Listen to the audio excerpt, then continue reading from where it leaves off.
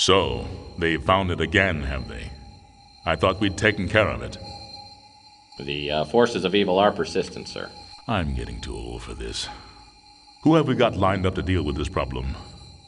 Murphy, sir. Oh, no, not Murphy. Afraid so, sir. What about Spade or Marlowe? Dead, sir. Isn't there anyone else? Sorry, sir, he's next on the list. Well, I suppose we'll have to make do. Knowing Murphy, he's going to need help. A lot of help. I'll check the archives and get back to you, sir.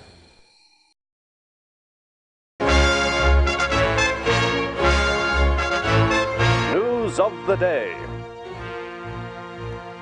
As the Second World War enters its final days, Allied forces are on the march. The troops of the Western Alliance are occupied with the dangerous duty of ferreting out the remaining pockets of Nazi resistance. The storming of Berlin has crushed the heart of German opposition and sent remnants of the Fuhrer's troops scurrying into the dark reaches of the Black Forest. The Germans have vowed to fight to the last man in their quest for world domination. But their days are numbered, with Adolf Hitler dead and the once dreaded SS disbanded. The Allies have exposed the workings of the Nazi war machine and found it festering with ancient blood cults, whose rituals and ceremonies are too astonishing and barbaric to detail. Allied forces will not rest until the last cult member has been revealed and captured. No pestilence of blood.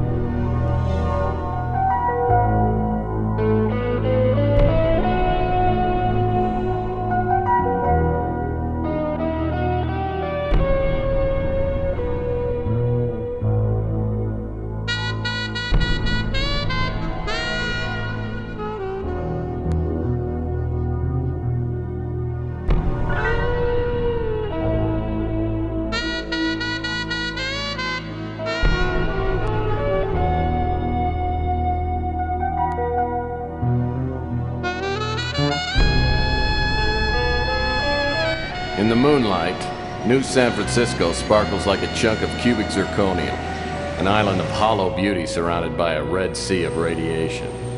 5 million souls drowning in gamma rays. Some lucky people have a natural immunity to genetic mutation caused by the radiation. I'm one of them. Most of them live in the new city, but I don't. I live among the unlucky souls, the mutants and the destitute, and the wreckage of old San Francisco. My name's Tex Murphy. I'm a private detective. Or at least I used to be. Since my marriage hit the rocks, I haven't done much of anything. I went out tonight for the first time in a week, but all I ended up doing was spending the last of my money on a bottle of cheap bourbon. Now it's past midnight, and I'm staring out of the window of my office on the second floor of the Ritz Hotel. Just like me, the Ritz used to be something. Now it's just another grimy building in a rundown part of town. And I'm almost out of bourbon. My God, Murphy, you look like hell. Really hit bottom, didn't you?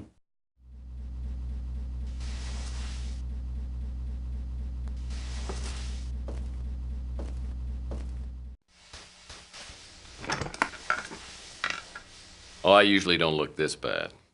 I forgot to take my Geritol this morning. So, you want a drink? I saved my first one to have with you. No, thanks. I've been dry for 8 years now. Yep, one morning I just looked in the mirror and decided I needed to make a few lifestyle changes. Quit smoking, quit drinking. Now I'm getting out of the business. Yep, I'm going to move to the tropics and retire in a nice secluded island with a tribe of beautiful young women. You're getting out of the business? I guess that means the end of the world must be around the corner because you are the detective. I can't imagine you doing anything else, especially not running around an island with a bunch of nubile women in a loincloth. Oh, I can imagine it. I've been thinking about it for years now. Yeah. You know how it is. Lonely. Underappreciated. Dangerous. I haven't had a decent night's sleep in 38 years.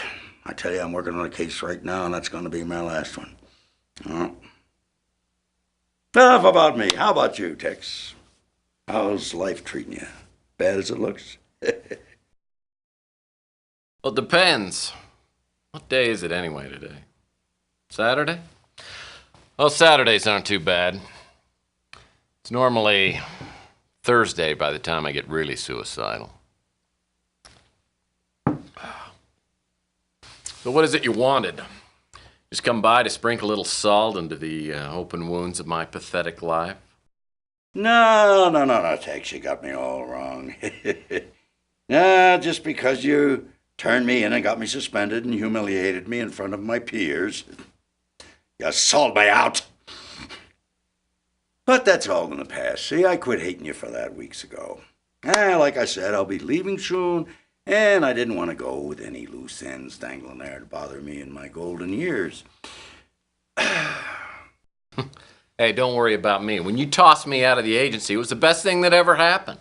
Digging through dumpsters and sleeping in abandoned speeders.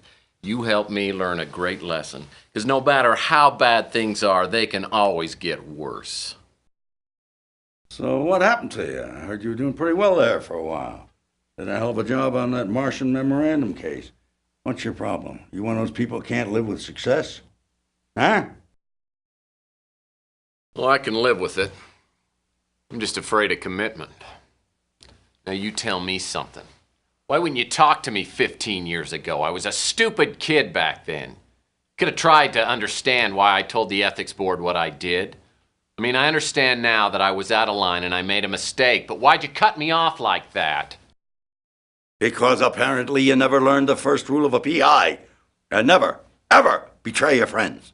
Now, friendship goes beyond blood and race and politics. You gotta find out who your friends are, then you hold on to them.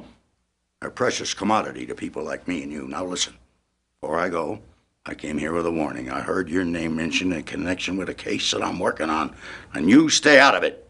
If you don't, somebody's gonna find you floating in the bay with a hole in your head, and I don't need any more strain on my conscience. You know, frankly, I'm pretty insulted. Because I'm a pretty damn good detective, and I can take care of myself, thank you. No! Just remember what I said, Tex. Got no idea what kind of people we're dealing with here. Just keep out of my way. I'll send you a postcard.